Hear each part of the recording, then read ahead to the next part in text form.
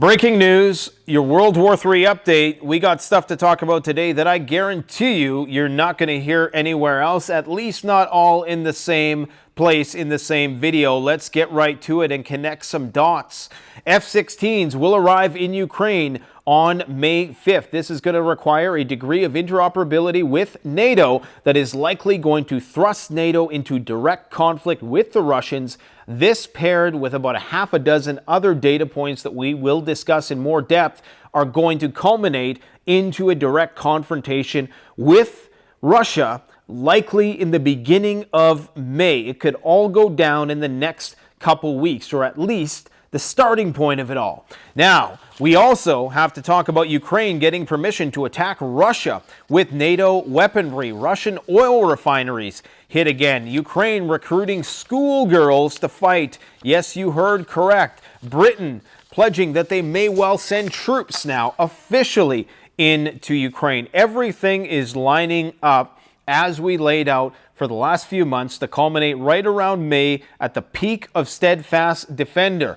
Poland is now officially requesting the placement of nuclear weapons and partaking in the nuclear sharing program with the United States and NATO, I should say, on their territory. We also have Polish army movements towards Kaliningrad, which are very concerning in light of everything else that's happening. We have the Latvians converting basements into air raid shelters. We have full-blown war preparation about to kick off in the Netherlands, and Finland is needing $10 billion to secure their border with Russia. Now, again, I'm just doing a blitzkrieg here. We're going to go into greater depth in just a moment.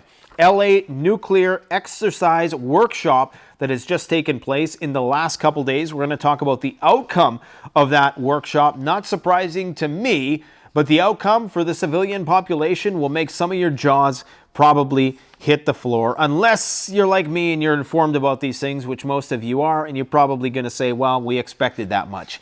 Changes to the nuclear alert system, and just if you don't know, as a refresher of what I'm talking about, LA, many branches of government came together to discuss what they're going to do if there was a nuclear detonation in Los Angeles. This wasn't some hodgepodge think tank type focus group. This was all branches of government coming together to discuss the prospect of what they will do if there's a nuclear detonation in LA. Serious stuff. We got to talk about changes to the nuclear alert system in the United States and what it means, what the pros and cons are. We need to talk about the wealthy building what are called passport portfolios. Some notable wealthy people in the United States are getting passports ready. They're buying passports to other countries in case they need to flee if some sort of civil unrest breaks out, which basically tells us that civil unrest is going to break out, as it currently is. China is dumping U.S. treasuries. They're buying gold. They're getting ready for war. And a new shocking statistic revealed by an investigation by the American Enterprise Institute indicates that China is actually spending far more, and the amount is going to shock people when I reveal it, far more than we actually thought before. In fact, it rivals the U.S. number minus the bloat. Okay? China is declining nuclear arms control talks with the United States, and the USA has accused China and Russia of deploying anti-space weapons. Now, on to the Middle Eastern front. And again, we're going to go into great depth about all of these stories in just a moment. Before we go to the Middle East, let's do a little segue, because we know these campus protests are getting very hot. I do believe that there is some component of divide and conquer going on here. There's a lot of provocateuring going on at that protest, or those protests, I should say, whether it is the militarization of police that we're currently seeing unfold in the United States, which is a convenient way to bring in all kinds of draconian measures before the actual economy collapses, get people familiar with seeing snipers on rooftops and the National Guard deployed in subways. And what you need right now is a little old homegrown radicalization and a potential scapegoat for what's about to go down. Remember the FBI director's warning that never before has the risk of a terrorist attack been so high. So now they're creating a fertile soil for this to emerge from. They're talking about radicalization emerging from these protests, which they are stoking, which initially began as very peaceful protests, just people doing sit-ins. Yes, it's inconvenient. Protest is meant to be inconvenient whether you agree with it or not. That's the whole point of protest, is to create some level of disruption in society, to voice your grievances. That is the American way. It always has been. It always will be, hopefully, unless our overlords get their way. Now, what they're now saying is that they're trying to link this to what I was talking about the other day when I said they're setting things up to basically have a massive, what did he call it? What did the FBI refer to it as? The FBI director, I think he called it on a whole other level, a terrorist attack on a whole other level. Will it be a cyber attack? Will it be a detonation of a nuclear weapon? Will it be a synchronized mass shooting incident across multiple cities? A bunch of activation of sleeper cells? Will it be another 9/11 style incident?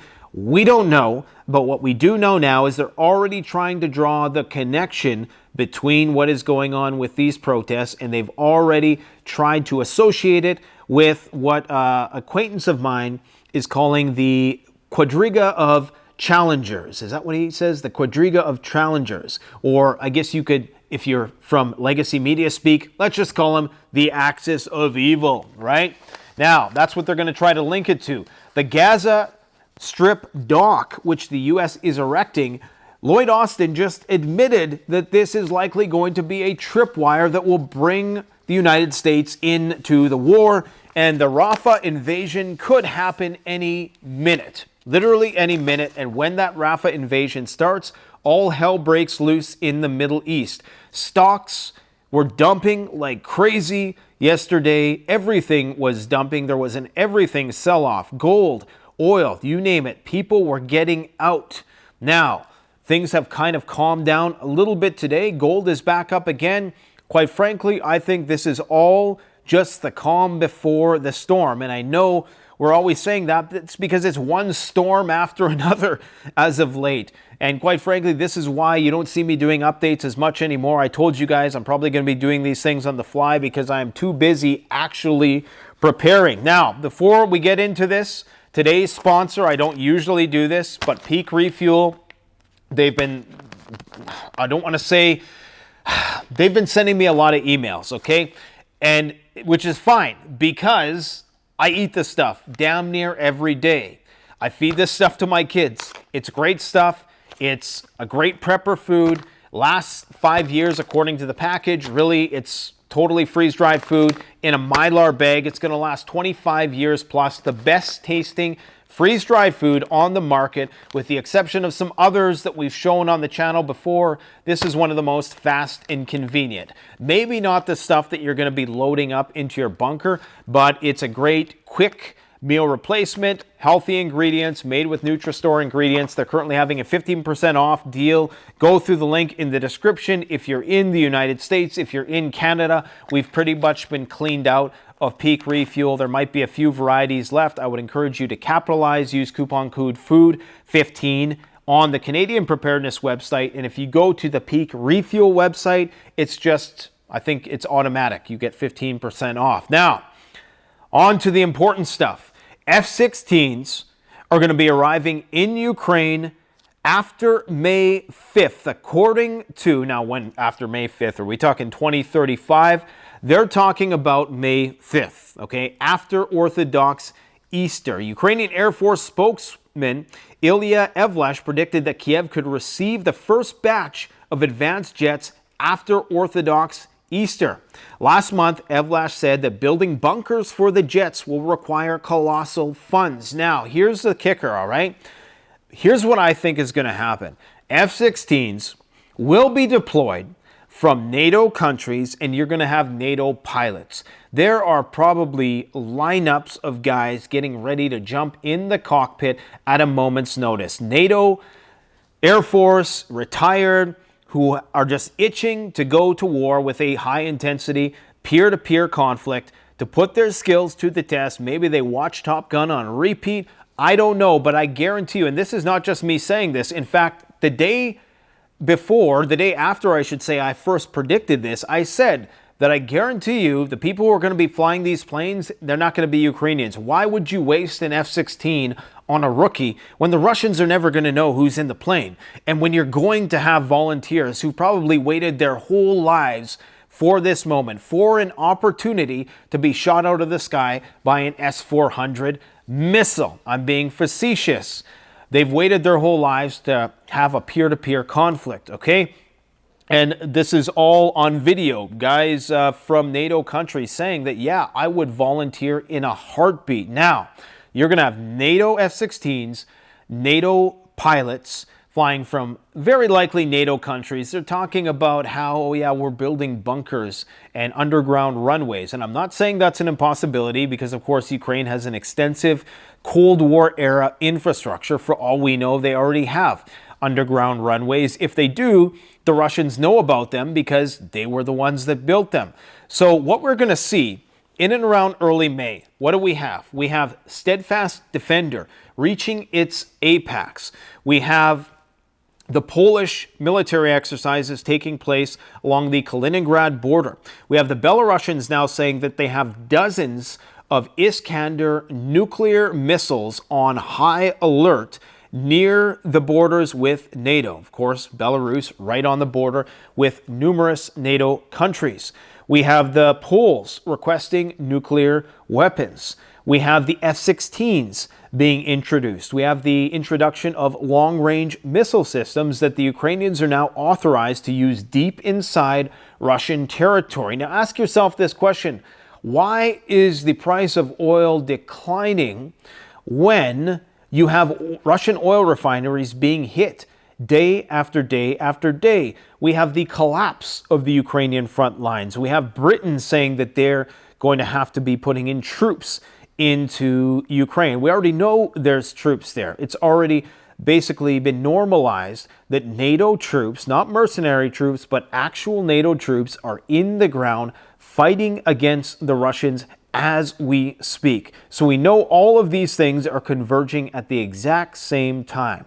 And of course, now the weather is going to be permissible, as I'm sure the ground is hardening, for some big air offensive, possibly by the Russians. And of course, if we see the collapse of the Ukrainian front lines, that's when NATO is going to have no choice but to get involved. And right when that happens, I guarantee you, that's when the F-16s jump in, because the F-16s require that degree of interoperability that is going to necessitate NATO's total involvement in this conflict, whether it's in terms of maintenance, providing the weapon systems, as they've already indicated. Today, I'm not sure if it was the Secretary of Defense, was somebody within the U.S. Air Force who had indicated that we're also going to be providing the weapon systems for the F-16s.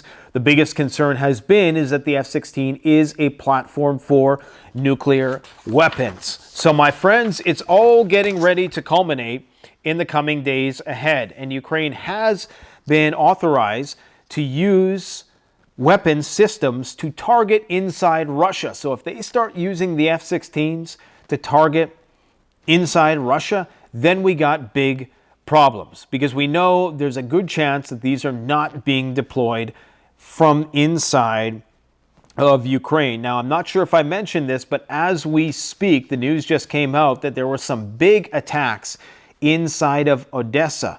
Weapons, supply facilities, possibly manufacturing facilities, massive explosions. The Russians just hit Odessa once again. Now, according to the Minister of Foreign Affairs of Latvia, already now there are countries that have already provided weapons to Ukraine without any restrictions on where they can use these weapons. If the Ukrainians continue to batter the Russian oil sector, we are likely going to see oil prices go parabolic. I believe that the only reason for the decline in current U.S. oil prices was an observed excess in imports or supply. I can't remember which one that was in the last quarter that was observed in the United States. So for all we know, that was just a way to fudge the numbers. That was plunge protection at work, or plunge production, I should say, at work, to control the price of oil, to get things under control. Because if they can't bring the price of oil down, then you're going to see inflation go sky high. Inflation goes sky high. The banks collapse. Everything collapses. Everything's going to collapse anyways. I was talking with Rafi Farber today, who's in Israel, that in spite of our differences of opinion on geopolitical matters, I always am willing to have as a guest on the channel to talk about financial matters, because it's important that we come together in these times wherever there is commonality, because we know they use divide and conquer very effectively against us. So yes, Russian oil refineries have been hit once again. According to the UK Deputy Secretary of Defense, UK should consider sending troops to Ukraine. If they're saying they should consider it, I assure you that means they're already doing it. Whenever they're saying that they're considering doing something, that means that the wheels are already in motion. Okay, especially with this Poland wanting nuclear weapons thing, they already have the infrastructure. This is what the weapons deliveries have been for, and they might even do a little bait and switch. They might go to put the nukes in Romania or something like that. But that's basically what it is. Once they start talking about it, it's already been done. Because of course, if you start talking about it too soon, or you start talking about it right around the time when you're about to deploy the stuff, then the Russians are going to be on high alert, and they're going to be actively seeking those things to target, even though I'm sure that the Russian intelligence is well aware of what our plans are before they're ever put into fruition, or that's what it appears. You know, when you see Putin so calm, cool, and collected in the face of, you know, being up against the entirety of the transatlantic alliance, you got to wonder, you know, this guy must have some very good spies inside of NATO. So basically he's saying that the Ukrainian brigades are failing. I mean, this is evidence. There's video footage of these young schoolgirls. And if you look at any video footage now of Ukraine, if you look at the high school footage, there is a shortage of males because they're either all fleeing the country. I'm sure some family members have, you know, actively come together to send their sons out of the country if they don't want to partake in the war. You have the Commissar war on the public there of the males who they're, you know, rallying and, not rallying, I should say, basically grabbing off the street, stuffing into vans and forcing to go to the front lines. In most cases, I'm presuming to die because Ukraine simply hasn't had the support that they needed. Now, the pessimistic outlook of that front, how it looks, is that you have a certain group of Ukrainian soldiers or military police, if you'll accept that term, that are behind the front lines, ensuring that Ukrainians aren't going to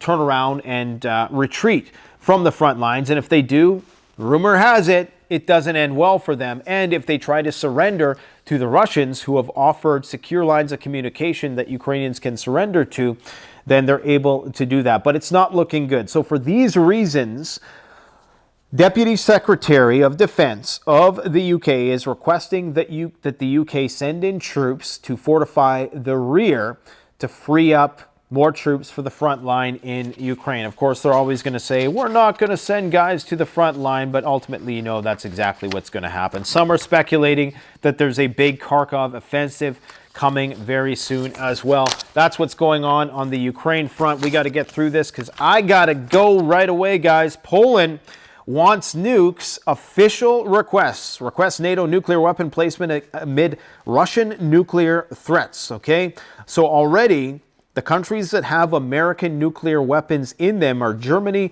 Italy, Netherlands, Turkey, and Belgium. President Duda said in an interview that if our allies decide to deploy nuclear weapons under nuclear sharing also on our territory to strengthen the security of NATO's eastern flank, we are definitely ready for this. So they've already made the preparations.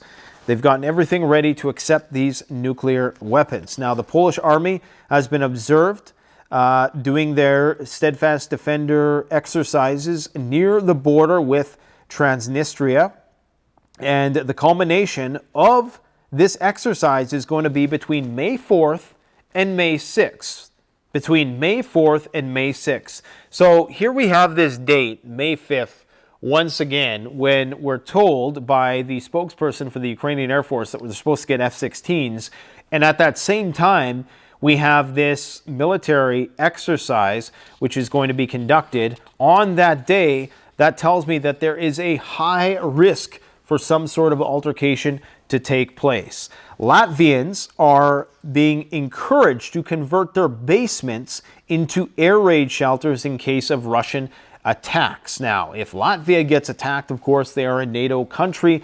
This would necessitate, at least in theory, Article 5 being invoked, which should, in theory, result in NATO coming to the aid and to the military support of Latvia. But what type of military support? It is not set out in stone. It could be just a, hey guys, you go get them, for all we know. It could just be, a pat on the back, some words of support. It doesn't necessarily have to be that they're going to start launching nukes because Russia fired a few missiles into Latvia, and I'm pretty sure that the Baltic states are aware of that. Nonetheless, they have to go all in because they've talked a lot of smack, and if Ukraine crumbles, then they know that they're next, okay? The head of Riga's Civil Defense Commission has told local broadcasters that 100 shelters will be prepared each month until the end of the year. Now, why the fast pace of bunker building in Latvia? Gins Reinsens told TV24 the basements of public buildings, schools, retirement homes, hospitals, and town halls will be inspected by the authorities who will prepare them to serve as hiding places in the event of attack. So I'm not sure if they're just going to put a bunch of freeze-dried food in basements or are they actually going to fortify these positions. But why the haste is the question. Now, this article is concerning, all right? The Netherlands must prepare for war. According to Minister Ollengren of the Netherlands, the entire society must be prepared for a major conflict. From large employers to transport companies, hospitals, and youth organizations, society as a whole must be prepared for a large-scale military conflict in which the Netherlands becomes involved. Of course, conflict with who? The only enemy is Russia in their minds. Nearly 100 representatives of civilian organizations brainstormed on how they can contribute to military preparedness. Now, you're seeing this happen everywhere, from Los Angeles to the Netherlands, okay? Keep that in mind, that this is all coordinated and happening simultaneously. Ollengren emphasized that society must become more aware of the threat of war. It is not inconceivable that NATO will become involved in a large-scale military conflict within a few years. But the question is, whatever do they mean, right? Because they know that a large-scale conflict between NATO and Russia ultimately becomes a nuclear one. So really, they're talking about how can we prepare the bunkers and how do we prepare for the aftermath. Awareness starts here, they say, in rooms like these, and that must also go outside. For credible deterrence, the entire society must be ready to deploy. To be clear, what we're dealing with from the kitchen table to the formation table. So they go on in detail about cyber experts and hospitals. The participants of the conference brainstormed in knowledge sessions about a joint response to the threat, discussing collaborations between defense companies and other organizations. For example, employers can hire out their staff to work as reservists or cyber experts in the armed forces. So it's very concerning to see that they're preparing their entire civil infrastructure, or they're just in talks at this point in time. So they're not 100%, have this all worked out and they're moving forward with it. This is one of the first meetings of this sort. So I'm sure some of my viewers from the Netherlands will be able to, corroborate at least to the degree to which they've already started to embark on realizing some of these plans, but the wheels are already in motion, okay? They're saying that there is no reason to panic, but if we are aware now of what can happen, we will not be faced with any nasty surprises in the future. So, big plans being hatched. Finland is asking for $10 billion for border security. Of course, they have a very large border with the Russians. Now, where should we go next? I want to talk about, let's talk about the LA nuclear workshop story. Because, of course, this was concerning to me and a lot of people for a variety of reasons. I'll just give you the breakdown of what they discovered, okay? Now, about 250 federal and state and local agencies gathered in Carson on Tuesday for a workshop focused on training on how to respond to a potential nuclear detonation. Now, this is something that I don't think is typical. In fact, I don't think this has been done for many years, if not decades, in a major city like this in the United States. And the two-day planning and response workshop included panel discussions, training videos, and demonstrations. Experts say the training is not in response to any imminent threat, they claim, but instead will help the agencies have better situational awareness and understanding.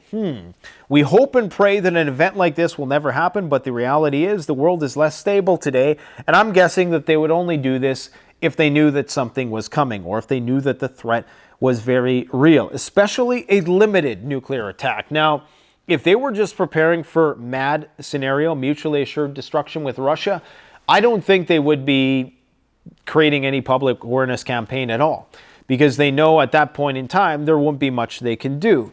But I think they might be preparing for some sort of isolated nuclear incident when they know that in the aftermath they're going to be held accountable, that the national government will remain intact, and that they're going to have to respond to any possible criticisms as to why didn't you get the community more prepared. So the more they can get people mentally ready and encourage preparedness without inciting a panic, that is the goal. Encourage preparedness, but don't incite a panic. Don't do anything that might disrupt the economy. Now, here is the outcome. Here are the grand revelation that they have for the civilian population. Are you ready? Okay, so the training workshop is intended for first responders, but Kempfer, one of the coordinators, who's a Homeland Security expert guy, said in the event of a nuclear detonation, civilians should remember 3 things. Are you ready? Drum roll. Get inside, stay inside, and stay tuned. Where did we hear that before? Get inside, stay tuned. Oh yeah, it was the nuclear PSA of New York City. So that's their advice, okay? You don't have to watch any of the videos on this channel, the blue strip stuff. All you got to do is get inside and stay inside, and don't worry, the cell phones will still work. The emergency alert system is still going to work. You can rest assured that when the time comes, we'll tell you what to do, okay? But until that time, just get 3 days worth of food and you're ready for full-blown nuclear Armageddon, or even an isolated nuclear event. Now, we got to talk about changes in the nuclear alert system. Now, this following story is about changes to Pennsylvania's nuclear emergency alert system as it pertains to nuclear power plants, not necessarily nuclear events. But of course, we all know that if there ever was a nuclear war, one of the biggest risks are going to be either the power plants melting down, which in some cases there's safeguards in place to prevent that, but we're really worried about the spent fuel that can't be kept cool because there's a limited supply of diesel fuel at these facilities to run the backup generators. So nuclear alert systems going into a digital form, in a form that is not analog. And changes are being proposed to the Pennsylvania system. And this is something, you know, I've thought about it, and I'm sure I might have uttered something about this at some point because, of course, we talk about everything nuclear related on this channel. But is the downside of everything going digital? You know, when they got off the emergency broadcast system, which was broadcast across the analog airwaves, as opposed to whatever sort of satellite systems they use now, that was a system that was far more foolproof, I would say, than what we have now, where everybody relies on cell phones. But what if you couldn't get the emergency alert because the adversary country who was launching the nuclear attack decided to first run a cyber attack on everybody's cell phones? We've seen all of these disruptions in, you know, various wireless providing networks in the last year or so. So is that all a trial run for this? Anyways, FEMA right now in Pennsylvania is seeking the public's comments on the proposed plan change to replace sirens with wireless emergency alerts via cellular phones as a primary alert and notification system. So they want to get rid of the sirens. You know, the sirens you hear in the nuclear war movies, or even in the, I'm sure they still have the sirens in Ukraine. but they want to get rid of the analog. Okay, the sirens, I'm sure they're electrical, hardwired to the grid somehow. Still more analog, I would argue, than something that has to get a signal either from a cell tower, which, gets relays from space and all this stuff, and just requires the grid as a whole. Okay, so I'm thinking that there are some downsides here. Now, they're just in the initial phases of proposing a plan to replace the sirens. And, as it might be more efficient, it's also less resilient. If there ever was an EMP, if there ever was a cyber attack, these types of measures are likely going to be less resilient than the tried and true sirens blaring out in the town square when the shit hits the fan. Now, this next story is, it's to be expected. And for all we know, this has likely been something that's been happening for years. I'm sure of it. But now it's just culminated into a news story. The wealthy are building passport portfolios, okay? Now just think of movies like Civil War, all the civil unrest, be it the George Floyd, the Palestine-Israel thing going on campus, all the divisiveness of the political spectrum in the United States, and keep that all in mind when you're reading this, okay? The wealthy are building passport portfolios, collections of second, even third or fourth citizenships in case they need to flee their home country. And in this case, they're talking about the United States. Wealthy families in the United States are increasingly seeking second citizenships and national residences as a financial safety net. Americans now outnumber all nationalities in acquiring alternative residences or additional citizenships. Now, what does that really say? What does it say that the country with the global reserve currency has the most amount of rich people who have the most amount of get out of Dodge cards, get out of Dodge passports? How is that for faith in the monetary paradigm? That is crazy. The U.S. remains a great country, they say, according to NBC, who wrote this article, with an amazing passport, stated Dominic Valek, group head of private clients at Henley and Partners. This is the guys who help them get the passports. However, as a wealthy individual, I would seek to hedge against volatility and uncertainty. What does that mean?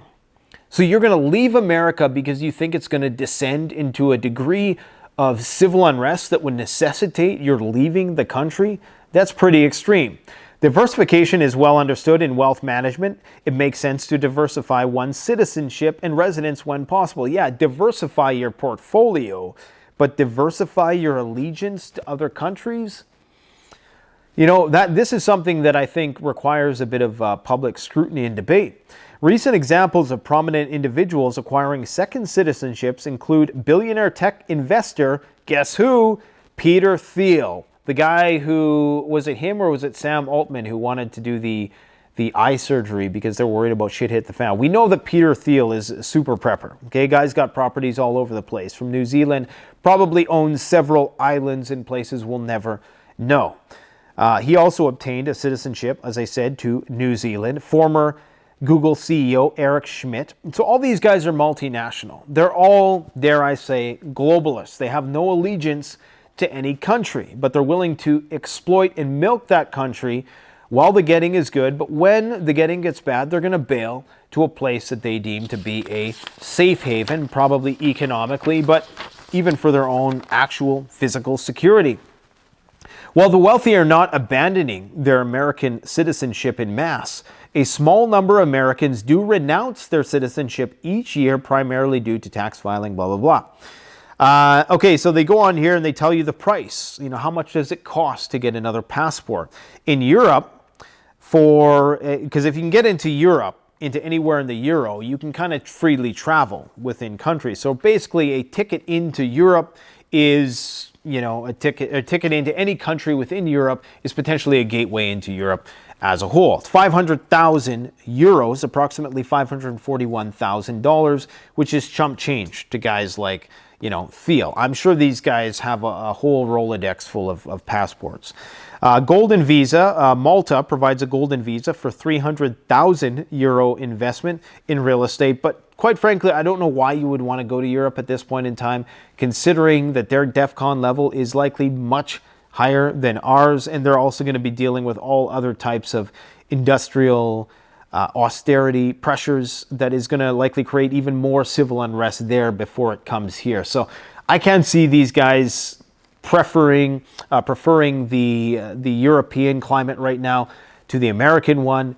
It's very likely that they're going to go, maybe South America. They're going to go south, I think, when the shit hits the fan. Because, of course, if the nuclear bombs drop, the Northern Hemisphere is more screwed, at least in the short term, than the South.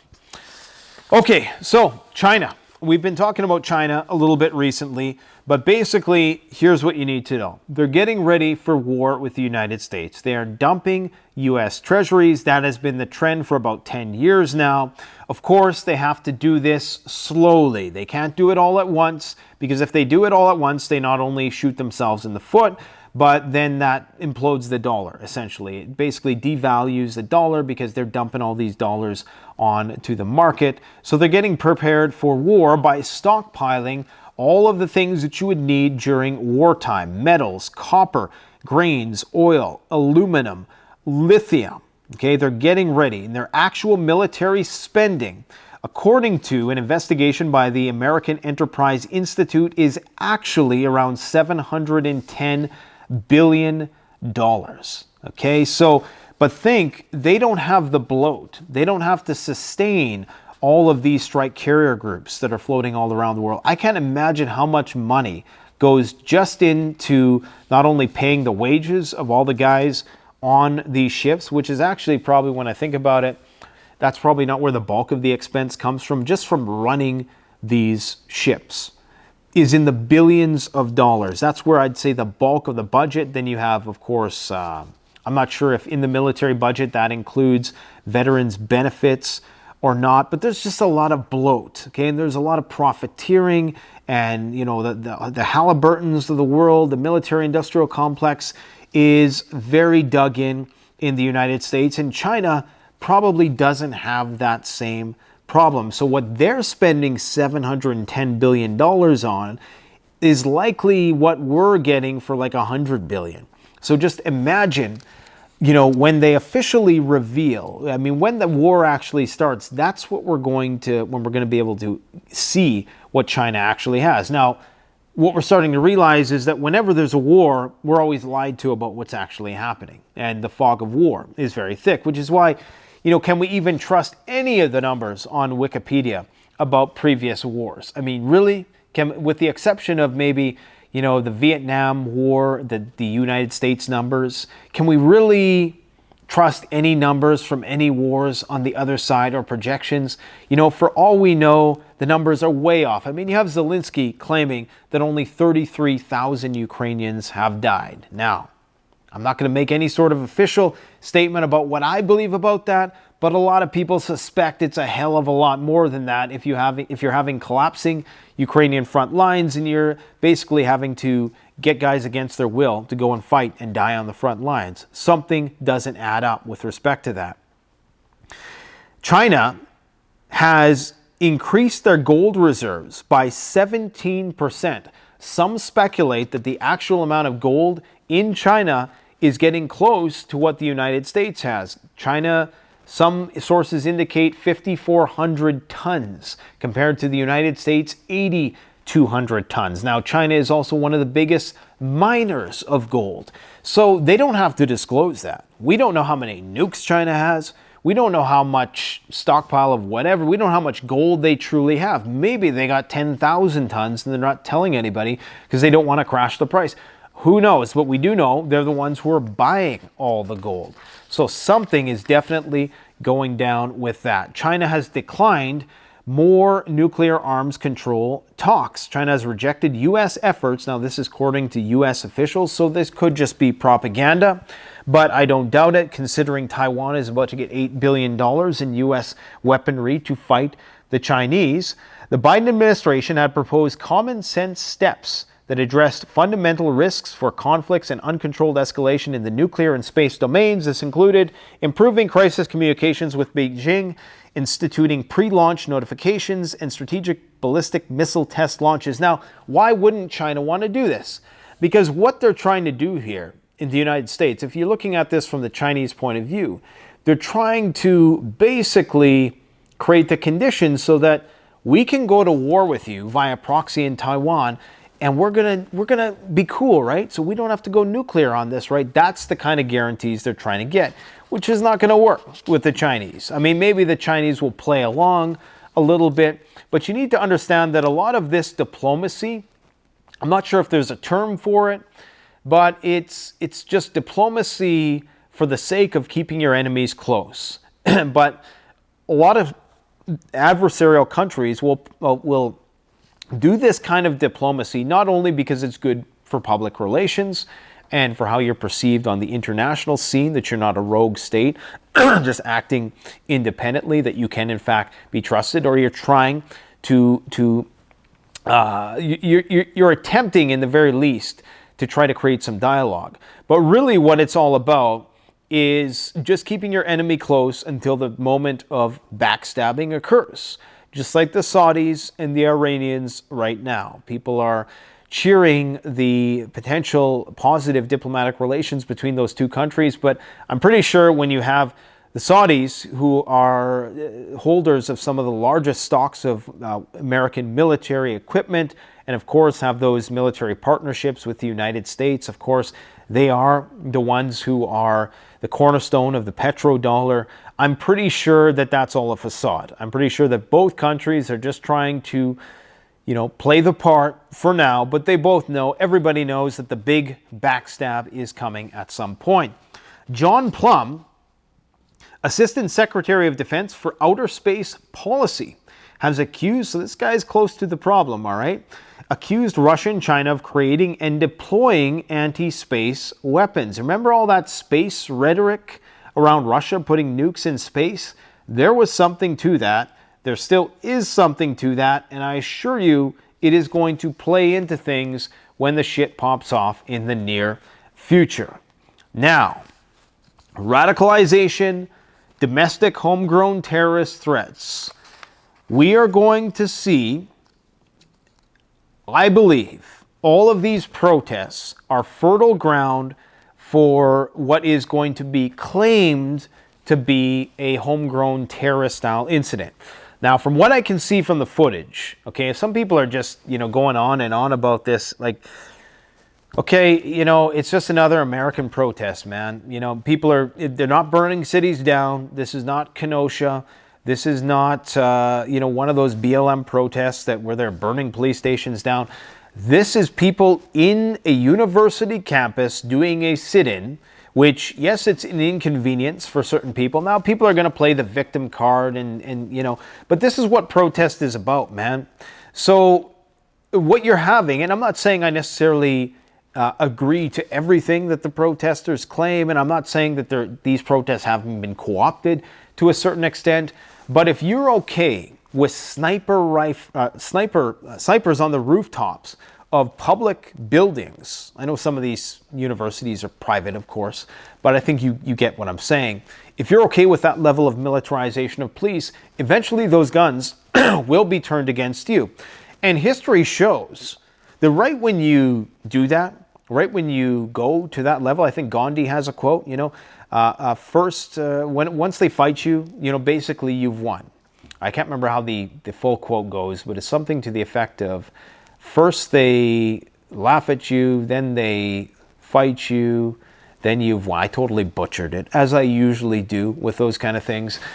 But essentially, the idea is that once the police mobilized against peaceful protesters, then it really looks bad. And that's when you do assert the moral high ground. And the moral high ground is what dictates future policy. Okay, so why I always say, the left, the progressive left, the liberal left, they control the future. The artisans, the vegan, the angry vegan types, they control the future because they at least have historically tried to assert the moral high ground. I'm not saying they do this, but I'm just saying that this is historically how it's kind of been, you know, like fight the man type thing, right? Now, I don't want this video to get political in any way. The point of what I'm trying to make here, guys, is that the FBI is warning that there's going to be a big terrorist attack soon. And these groups right now who are protesting on these campuses are being provoked by the riot police and some other guys that I'm quite certain are provocateurs. In fact, a couple have been identified as such, instigators, breaking windows, shit like that, shooting the protesters with fireworks in the hopes that they get violent in response. And then they could say, you're being violent, we got to go in there and crack down on shit. Now, this is going to be a heavily politicized issue. Biden's going to come in, the left is going to take it on as their baby, as their darling, and I know there's going to be a bunch of people in the comment section saying it's George Soros, George Soros. And maybe so, maybe there's some grassroots elements, maybe there's parts of it that have been co-opted.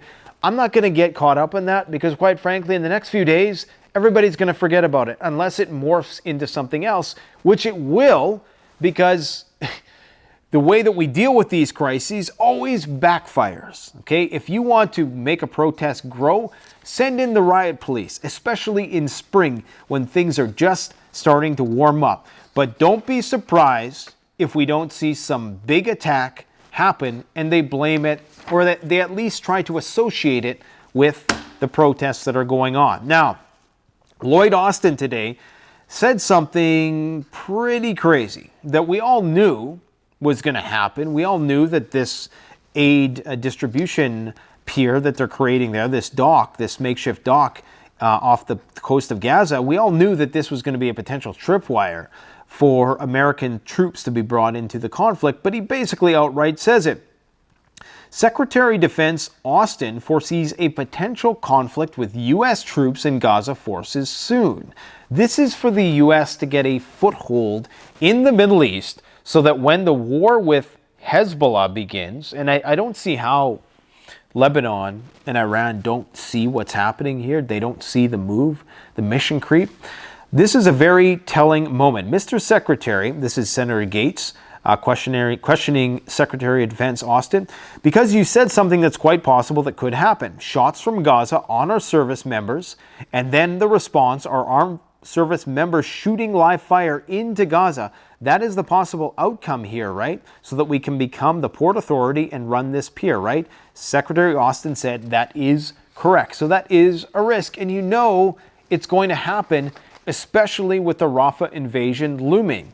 Now, they've claimed, Netanyahu has claimed, now they're asking for the release of 33 abductees. There's that number again. You know, whether it's the fallout shelter, number 33, all the movie references to 33, all the symbolism, the esoteric symbolism of 33, something about that number. They've lowered the number from 40 to 33. I guess they just like that number. They claim that it might be because some of the hostages have now perished. But Netanyahu is saying that with or without a deal, they're going to do the Rafah invasion. And the Israeli military is there right now, ready to go. It could start any moment now. And I do believe when it starts, things are going to get hot. You're going to see oil start to tick upwards again. You have this International Criminal Court investigation that may well issue arrest warrants for Netanyahu. Now, the United States has said that they're potentially going to sanction, or they're going to call for sanctions against the ICC, or that is what I think Israel is calling for. But if that happens, that they do get arrest warrants issued, which of course would mean that any country who is signatory to that Roman statute would be obligated to arrest Netanyahu, which would greatly limit, at least in theory, I don't think any place is actually going to arrest Netanyahu, but he does run the risk, okay?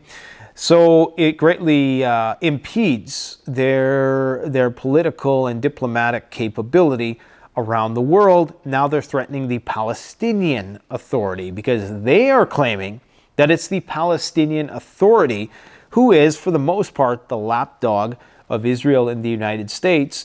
They're claiming that they are the ones who are putting pressure on the ICC to issue these arrest warrants. Now, who knows what's going to come of it? I just think that right now Netanyahu is very desperate, and he's going to do whatever he can in order to stay in power. and we're likely going to see an explosion of hostilities. It's all just building up. The pressure is building, and it's got to be released at some point here. So I want you guys to stock up. If you want to support the channel, Peak Refuel, get stuff that tastes good. Stop buying this crap from these big companies that just exploit your fears and play on the fact that most people are not, you know, experienced in preparedness, and they just don't know what's good and what isn't. I'm sure I'm missing a few things here. We could talk about the bird flu stuff, uranium stock surging because Biden's about to ban Russian uranium from coming in. UK crops are getting wiped out, 25% reduction in crop output. That is massive, so that's going to lead to even more food price hikes. They got insulin shortages there, which is why you need your Jace medical kit and all kinds of craziness. The good thing, the price of cocoa has ceased its hyperinflation, and it's actually starting to come down a bit right now. What was the other thing I wanted to talk about? Oh, the recent gun video that released. That's actually part 5 in a series of videos that we're making for beginners. And Rod from the CCFR, who's trained thousands of people from police to military, is trying to create something for the average person. This is not for John Wick. Now, because we've broken it into 5 parts, it means that you don't get to hear his disclaimer at the beginning of each video. This is not apples and oranges, okay? When we present these videos for people, these comprehensive firearms training videos, I know a lot of people have firearms experience. That's great. The purpose of those videos is to walk people through from a beginner to get them ready to take a course from some higher level operators. That's the whole purpose of that video. We flew out there about, 8 or 9 months ago now. So yes, that footage is old, which is why I look a little bit different. I go through phases of bulking and contracting, and you know, a lot of people throw in shade because I offer up self-deprecating humor about my weight in those videos. But, which is strange because, you know, I'm being humorous about it myself, but some people like to do, what do they call it? Schadenfreude. It's this idea that you like to revel in other people's misfortune. And anyways, so the purpose of that video is for a person who just got their gun license to be comfortable doing that types of training, okay? So this is not for high-level operators. I appreciate all of the advice about you should be doing this, you should be doing that. That's all great. But at the end of the day, you need to understand that for what it is. Okay, we flew out there for one day, we shot some footage, we got all the footage that we needed, and we've been putting the videos together ever since. But the whole point of that is that he's showing you drills that you can practice on your own. And then once you've improved in those drills, and a lot of them are good because they don't require the expansion of the expending ammunition, which of course is very expensive nowadays. Or you could even do it with like a BB gun or, you know, a 22 where the ammunition is not that expensive. A lot of these drills, you don't have to waste your good ammo for them, okay? It's a lot of movement stuff, getting comfortable with the process. So I just wanted to provide a little bit of a disclaimer on that because, you know, it just seems like I'm not a gun channel. I mean, obviously, you know, I think that if I wanted to, if I wasn't working 16-hour days doing other things, I could easily become a high-functioning, high-level operator. And I'm not going to, you know, sugarcoat it or shortchange it. I'm in the high level of physical fitness. I have the mental acuity, if I so chose, to go into that line of work, but I simply don't. I simply don't have the time. But if you are a committed person and are dedicated, and you give it the amount of time and care and precision that is required, then absolutely you can start functioning at a high level. What I will say, and what I do appreciate, is the motivation that I see from some of the comments that I read on that video. Some of you guys don't realize it, but there's certain people, when you make negative comments, it actually motivates them anymore. And it really is our fuel. And you know, you're talking to a guy who's been underestimated his entire life, and you don't build a channel to be this size, and you don't grind to the extent that I do by being some kind of pushover who is just going to, you know, let those sort of comments get me down. it's only going to embolden me and encourage me and motivate me to improve even more. So I appreciate all the hate received on that video. I actually do, and I'm not just saying that. I do, because, you know, I would much rather be underestimated than be overestimated. So what this has encouraged me to do is to step it up a notch. And indeed, you know, since the time when we did that video, I've been doing a little bit of training. So I've been trying to improve on these things. But really, at the end of the day, what it comes down to, guys, is time. It's all about time. You really have to get into the habit. You got to make a few days a week. You don't have to go to the gun range, which is the great thing about a lot of those drills. A lot of those drills, they don't require the expension of ammunition, okay? You can just, you know, do the drill without, you could pull the trigger if you want. You could do it probably in your basement, of course, you know, take all the necessary safety precautions, but you don't need to go to the gun range for a lot of that stuff. So check out the videos. That's video 5. I believe we have 2 more in the series. And then once the series is done, we're going to put it all together in one comprehensive video, and you can watch it front to back. And basically, this is my gift to the community for people who are new to firearms, not for people who have been doing it for 50 years and who are experts at it. That's not for you, okay? It's like giving a kindergarten advice when you're in university. Anyways, guys, get your discounted Peak Refuel, 15% off. Links will be in the description below. Thanks for watching. Canadian Prepper out.